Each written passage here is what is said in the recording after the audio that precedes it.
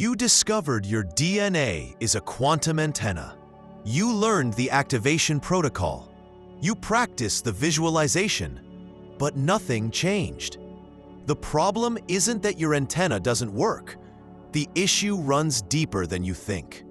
Your antenna is transmitting on the wrong frequency, and it's been doing this for so long that you've mistaken the static for your normal state.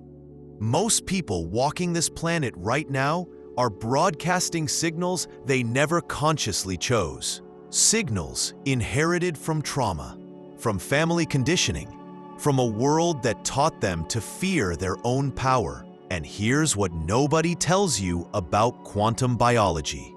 Your DNA antenna never turns off. Right now, in this exact moment, it's transmitting. The question isn't whether you're creating your reality. You already are. The real question is this: are you broadcasting the frequency of the life you want? Or are you amplifying the echoes of everything you're trying to escape? Because there are 3 invisible blockers transforming your genetic antenna into a receiver of unwanted realities, and most spiritual seekers never identify them. They keep visualizing, affirming, and meditating while their cellular transmission contradicts every conscious intention. Before we go deeper into what's hijacking your signal, hit that subscribe button right now. This channel translates quantum physics into actual transformation, not just theory. And the algorithm works on frequency too. The more you engage, the more consciousness-expanding content it delivers to you. It's digital resonance. So let's talk about what's really happening at the level of light inside your cells, and why your manifestations keep collapsing into the same old patterns. Your DNA antenna operates on a principle most people never grasp. It doesn't have an off switch. There's no moment when it stops transmitting and receiving biophotonic information. Think about that for a second. While you sleep, while you scroll mindlessly through your phone, while you're stuck in traffic cursing your circumstances, your DNA is broadcasting. It's sending coherent light signals into the quantum field, and that field is responding with mathematical precision. The scientists who discovered this weren't mystics. Fritz Albert Popp was a biophysicist who proved that every living cell emits ultra-weak photon emissions, biophotons. These aren't metaphorical. They're measurable particles of light that your DNA absorbs, stores, and transmits constantly. Your body is a bioluminescent organism, and most people live their entire lives never knowing they're made of light. But here's where it gets uncomfortable. If your antenna is always on, always transmitting, then what frequency has it been locked onto for the past year, the past decade? Since childhood? Because most people aren't consciously choosing their broadcast signal. They're running on default programming. Trauma from age 7 is still transmitting. The belief that you're not enough, inherited from a parent who felt the same way, is still broadcasting through your cells. The fear that the world is dangerous and resources are scarce is creating a biophotonic signature that the universe reads as an order form. And the universe doesn't judge your order. It just fills it. This is the truth that makes people uncomfortable. You can't blame external circumstances anymore once you understand that your internal state is the transmission tower. Every emotion you feel generates a specific frequency pattern in your biofield. Researchers in the field of heart coherence have measured this. When you feel chronic anxiety, your heart rhythm becomes chaotic and irregular. That chaos isn't contained in your chest. It radiates outward through electromagnetic fields that extend several feet beyond your body. And guess what picks up those chaotic fields and amplifies them? Your DNA antenna. It takes that incoherent emotional signal and broadcasts it into the morphogenetic field, the invisible information network that connects all consciousness. Then it receives back circumstances and events that match that frequency. You're not unlucky, you're coherent. Your reality is perfectly matched to your dominant transmission. The problem is, nobody taught you that you've been transmitting fear disguised as caution, scarcity disguised as realism, and unworthiness disguised as humility. So when you sit down to do your manifestation practice and visualize abundance for 5 minutes, you're trying to override a transmission that's been running on loop for thousands of hours. It doesn't work because your cellular memory is louder than your conscious intention. Your DNA has been programmed through repetition, and 5 minutes of positive visualization can't compete with 5 decades of inherited belief patterns. This is why people feel broken when manifestation fails. They think they're doing something wrong, but the truth is simpler and harder to accept. Their antenna works perfectly. It's just tuned to a station they never consciously selected. Let's identify the first blocker that's corrupting your signal: emotional static. Imagine trying to have a clear phone conversation during a lightning storm. The electrical interference makes communication impossible. That's what unprocessed emotions do to your biophotonic transmission. And most people are walking around with decades of emotional lightning storms trapped in their nervous system. Here's what happens on a quantum level. When you experience an emotion and don't fully process it, that emotional energy doesn't disappear. It gets stored in your body as tension, as cellular memory, as disrupted bioelectrical patterns. Researchers studying trauma have found that unresolved emotional experiences create fragmented neurological patterns. Your body literally remembers the fear, the rage, the grief, and every time a similar situation triggers that memory, your DNA antenna starts broadcasting the original frequency. You might consciously want love, but if your cells are vibrating with the frequency of betrayal from a relationship that ended 10 years ago, guess which signal is stronger? The betrayal. Because it's not just a thought. It's encoded in your fascia, your muscles, your autonomic nervous system. Fritz Albert Popp's research showed that healthy cells emit coherent light, organized like a laser. But stressed, diseased, or emotionally disrupted cells emit chaotic, scattered light, incoherent biophotons. When your emotional state is chronically dysregulated, your entire biofield becomes a mess of conflicting signals. It's like trying to broadcast a clear radio frequency while someone's jamming the signal with white noise. The quantum field receives your transmission, but it's garbled. So what collapses into your reality?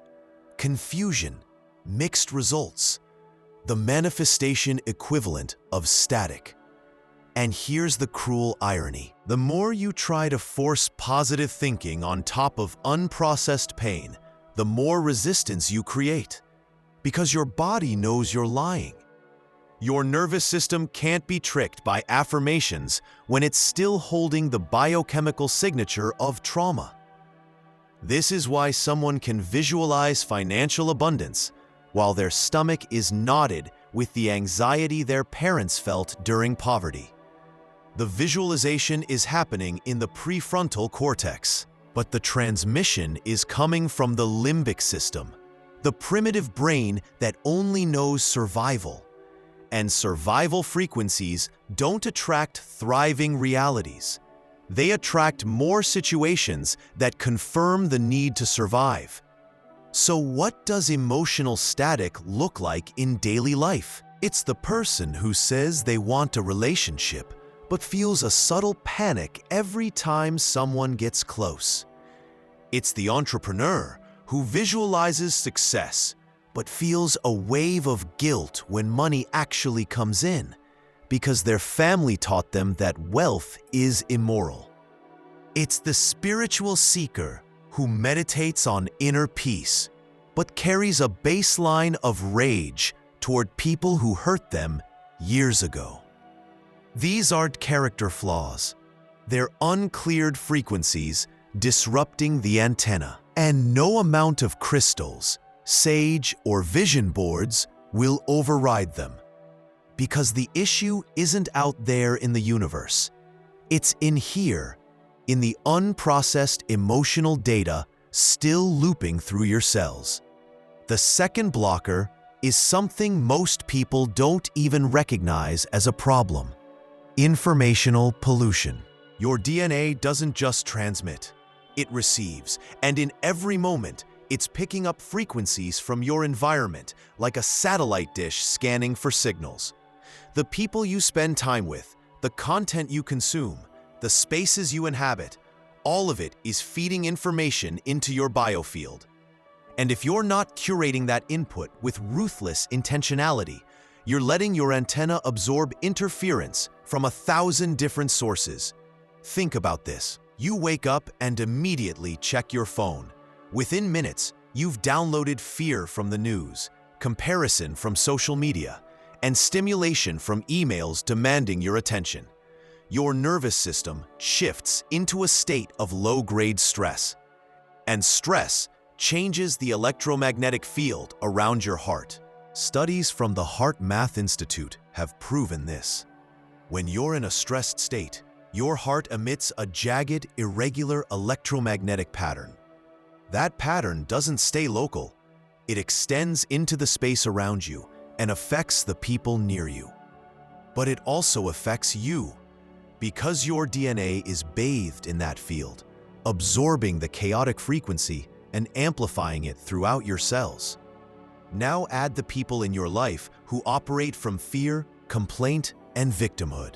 Every conversation with someone who's locked in low-frequency consciousness is like tuning your radio to a station playing static. You might think you're strong enough to stay centered, but unless you're actively clearing your field afterward, you're carrying residue from their transmission. This isn't about judgment. It's about physics. Frequencies entrain to each other. If you spend an hour with someone vibrating at the frequency of hopelessness, your biofield will start to match that frequency unless you consciously intervene. It's called resonance, and it happens automatically. Then there's the electromagnetic pollution most people completely ignore. Wi-Fi routers, cell phones, electrical grids, all of it creates a soup of electromagnetic frequencies that your body has to navigate. Some researchers believe this constant electromagnetic noise interferes with the body's natural biophotonic communication.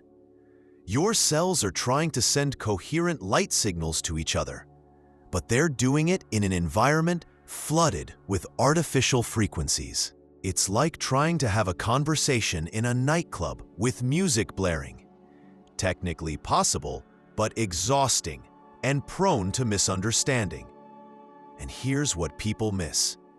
Your DNA antenna isn't just receiving information from people and devices. It's receiving information from the quantum field itself. But if your receiver is clogged with environmental static, you can't pick up the subtle guidance that's always available. Intuition gets drowned out by noise. So you keep asking the universe for signs, but you're standing in the middle of a frequency war zone wondering why you can't hear anything. The issue isn't that the universe isn't responding, it's that your receiver is overloaded with interference. And until you clean up your informational environment, Your antenna will keep picking up everyone else's broadcasts instead of the clear signal meant specifically for you. Now let's talk about why nothing seems to work. Why you've tried all the techniques, read all the books, followed all the protocols, and still feel stuck. It's not because you're broken. It's not because the universe is withholding from you. It's because you're trying to transmit a new frequency while your antenna is still locked onto the old one. And here's the part that brings relief. You're not doing it wrong. Your antenna is functioning exactly as designed. It's just amplifying the wrong signal. Think about it this way. You can't broadcast classical music if your transmitter is hardwired to a heavy metal station. The equipment works fine, but it's tuned to the wrong frequency. And that tuning happened over years, maybe decades, maybe generations, because frequency patterns are inherited. Epigenetics has proven that trauma, belief systems, and emotional patterns get passed down through DNA. Your grandmother's fear of scarcity might be encoded in your cells. Your father's suppressed rage might be part of your default transmission.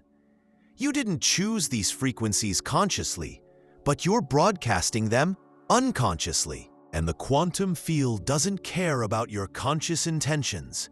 It responds to your dominant vibration. So when you sit down to visualize the life you want, you're generating a temporary spike in positive frequency. But the moment you stop visualizing and return to your default state, your antenna clicks back to the old station, the one that's been playing your whole life. The one that says you're not safe, you're not worthy, you have to struggle to survive.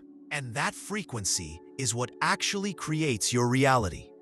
This is why manifestation feels like it almost works, but never quite delivers. You get glimpses, moments when it seems like things are shifting, then it all falls apart and you're back where you started. That's not failure. That's what happens when you briefly override your dominant frequency but don't sustain the new one long enough for it to become your baseline. It's like trying to retune a radio by tapping the dial for a second. You might catch a note of the new station, but it snaps right back to the old one. The real work isn't in the manifestation technique. It's in identifying and clearing the frequencies that are running by default, because those are the frequencies your DNA antenna is broadcasting every moment you're not consciously choosing otherwise. And since you can't spend every waking moment in active visualization, your default state is what determines your life. So the question isn't whether manifestation works. The question is, what's your dominant transmission when you're not trying to manifest? Because that's the frequency that's actually creating your reality. Here's the third blocker, and it's the one spiritual communities rarely address honestly. Disconnection from source. Your DNA antenna is bidirectional. It doesn't just transmit your intentions outward into the field. It also receives information, guidance, and energy from the larger consciousness that some call the quantum field, others call God, and others call the universe. But most people have completely severed the receiving function. They're only trying to broadcast their desires without ever tuning in to receive the response. Think of it like trying to use a walkie-talkie, but only pressing the talk button. You're shouting into the void, wondering why nobody's answering, but you never release the button to listen. This disconnection happens for a lot of reasons. Religious trauma that taught people God is a punishing authority figure, not a responsive intelligence. Scientific materialism that convinced people consciousness is just brain activity and there's nothing beyond the physical. Spiritual bypassing that made people afraid to ask for guidance because it seems less evolved than creating your own reality. But here's what the research shows. Your pineal gland, that tiny pinecone-shaped structure deep in your brain, is the biological antenna that receives higher frequency information. Ancient traditions called it the third eye. Modern science calls it the pineal gland, and it's directly connected to your DNA's ability to translate light into information. The pineal gland is photosensitive. It responds to light, even though it's buried inside your skull with no direct access to external light. How? Because it's receiving biophotonic signals from your DNA. Your cells are communicating with your pineal through light, and your pineal is translating that light into neurochemical signals that influence your consciousness. But in most people, the pineal is calcified, dormant, barely functioning. Fluoride in water, processed foods, lack of darkness, chronic stress, all of it suppresses pineal activity. And when your pineal isn't working, you lose the ability to receive. You're cut off from the guidance system that's always broadcasting answers to your questions. You're trying to navigate reality with a broken GPS, so you rely entirely on your rational mind, which only has access to past data. Your mind can't show you a future that doesn't already exist in your experience.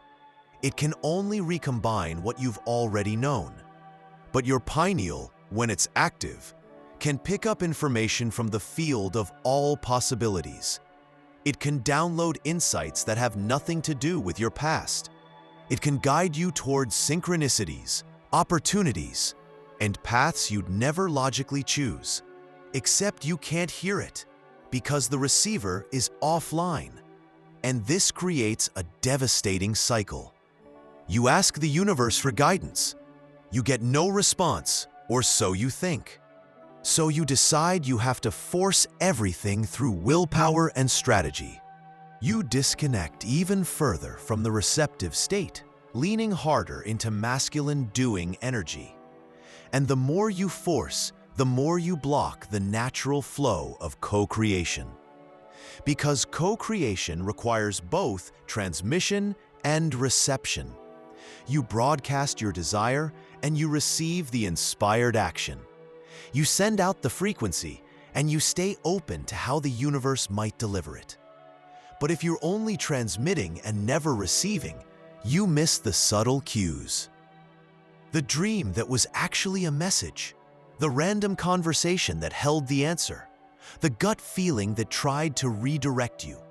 All of it gets filtered out because your receiving antenna is shut down, and you end up trying to create your reality through sheer force, which is exhausting and rarely works. Because you're fighting against the current instead of flowing with it. The universe isn't withholding from you. It's been answering all along. You just haven't been in a state to receive the answer.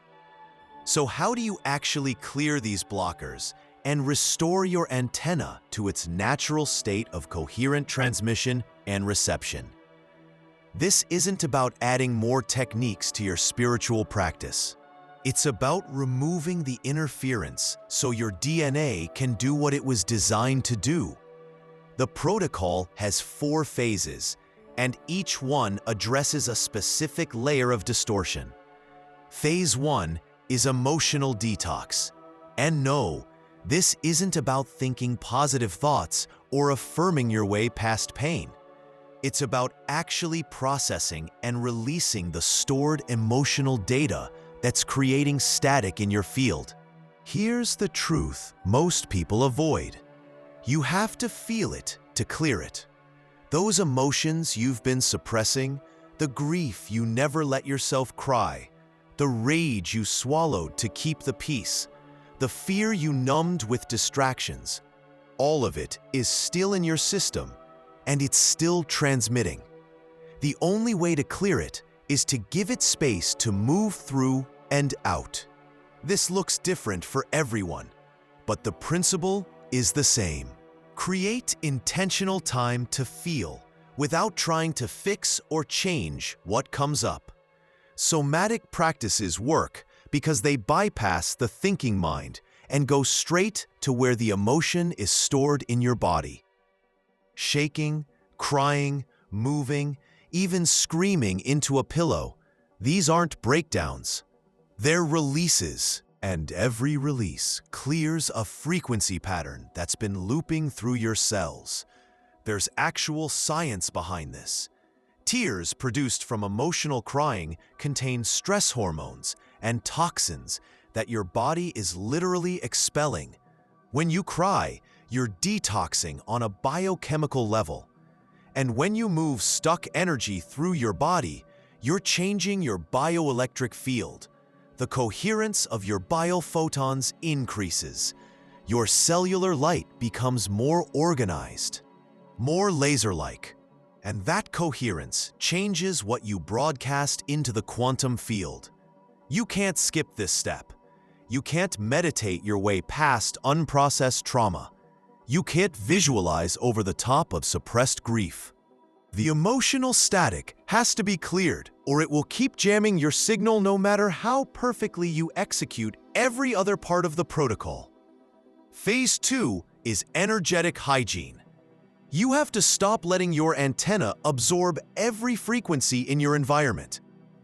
This requires boundaries that most people are too afraid to set. But if you're serious about clearing your signal, you have to get ruthless about what you allow into your field. Start with digital input. The content you consume isn't neutral. Every video, every article, every social media post carries a frequency. And your nervous system absorbs that frequency, whether you consciously agree with the content or not. If you're watching fear-based news, your body goes into a stress response. If you're scrolling through highlight reels of other people's lives, your system generates comparison and inadequacy. Those aren't just thoughts. They're electromagnetic shifts in your biofield. So the practice is simple but not easy. Curate your information diet like your reality depends on it, because it does. Digital fasting isn't about being disconnected from the world. It's about protecting your antenna from constant bombardment. Even one day a week without screens can reset your nervous system and allow your biofield to recalibrate. Then there's the human element. The people in your life are either raising your frequency or lowering it. And you know the difference when you pay attention. Some people leave you feeling energized and expansive. Others drain you, leaving you depleted and anxious. This isn't about their worth as humans. It's about frequency compatibility. And sometimes, love isn't enough to override a mismatch in vibration. You don't have to cut people out of your life. But you do have to be honest about how much time you spend in low-frequency environments. Because every hour you spend absorbing someone else's fear, complaint, or victimhood is an hour your antenna is tuned to that station. And it takes conscious effort to retune afterward. Boundaries aren't selfish. They're energetic self-preservation. Another piece most people ignore is your relationship with nature. Your body is designed to receive biophotonic information from the sun. Fritz Albert Popp's research showed that cells store light from the sun and use it for communication. When you spend all your time indoors under artificial lighting, you're starving your DNA of the coherent light it needs to function optimally. Sunlight exposure, time in nature, bare feet on the earth. These aren't luxuries. They're necessities for a healthy biofield. The Earth has its own electromagnetic frequency called the Schumann resonance. And when your body is in direct contact with the Earth, your biofield entrains to that frequency. It's grounding in the most literal sense. Your scattered, overstimulated energy field syncs up with the planet's stable rhythm, and that coherence translates directly into the quality of your biophotonic transmission. Phase 3 is pineal activation, You have to restore the receiving function of your antenna, and that means waking up the gland that's been dormant for most of your life. This isn't mystical, it's biological. Your pineal gland regulates melatonin production, which controls your sleep-wake cycle. But it also produces DMT, the molecule associated with altered states of consciousness and visionary experiences. When your pineal is active, you have access to information beyond the five senses. You can receive downloads, insights, and guidance from the quantum field. But most people's pineals are calcified from years of fluoride exposure, poor diet, and lack of darkness. So the first step is reducing calcification. Filter your water to remove fluoride. Reduce processed foods and synthetic chemicals. These are practical physical actions that have spiritual consequences. Then there's the practice of darkness. Your pineal is most active in complete darkness. This is why deep meditation, sensory deprivation, and sleep are when people report the most profound insights. Darkness isn't something to fear. It's the condition that allows your inner light to become visible. Spending time in total darkness, whether through meditation or simply creating a completely dark sleep environment, gives your pineal the space to activate. Some people use binaural beats or specific sound frequencies to stimulate pineal activity. Frequencies in the theta range, around 4 to 8 Hz, are associated with deep meditative states and heightened intuition. When you listen to these frequencies, especially with headphones, your brain waves begin to entrain to that rhythm. And as your brain shifts into theta, your pineal becomes more receptive. But the most important part of pineal activation is learning to trust what you receive. Most people get intuitive hits all the time, but dismiss them as random thoughts. That gut feeling that told you not to take that job. The sudden knowing that you should call a specific person. The dream that felt more real than waking life. These aren't coincidences. They're your pineal translating information from the field. And the more you honor those signals, the stronger they become. Intuition is like a muscle.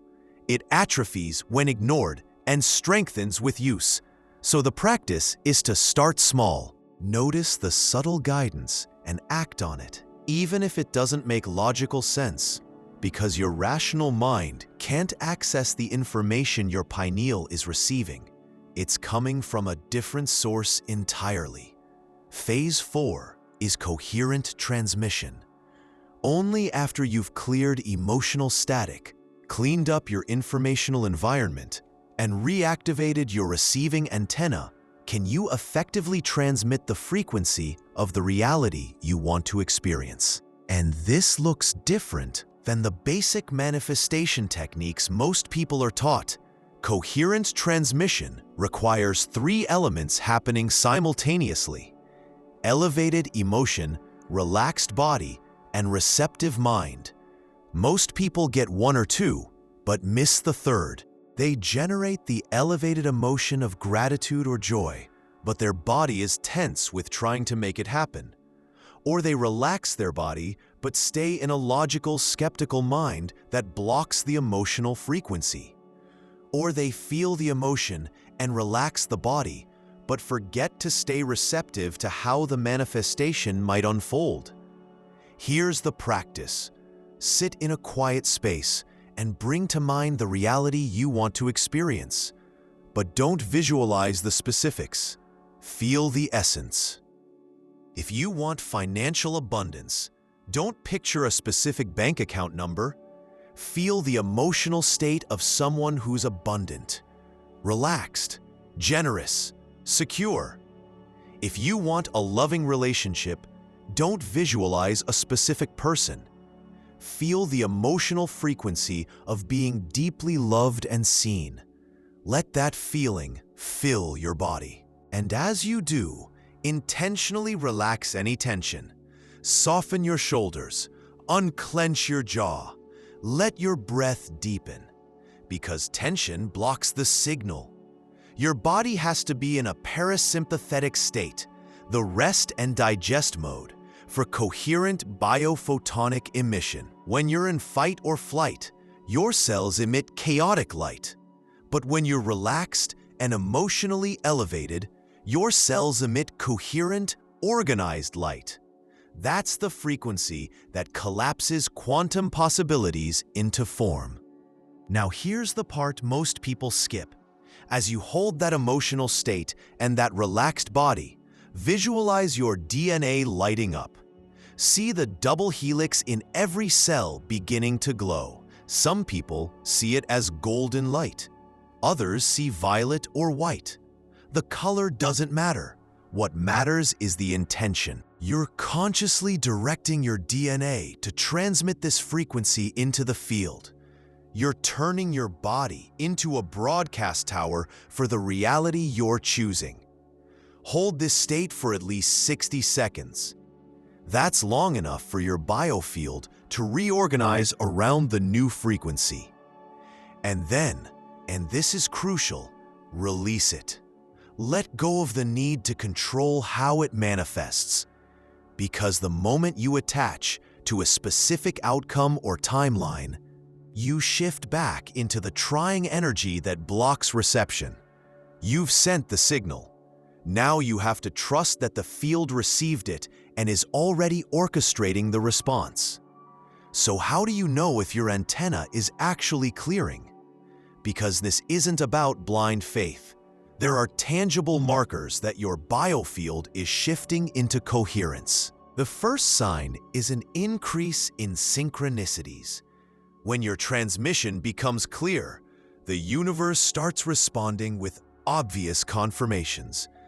You think of someone and they text you. You need specific information and it shows up in a random conversation.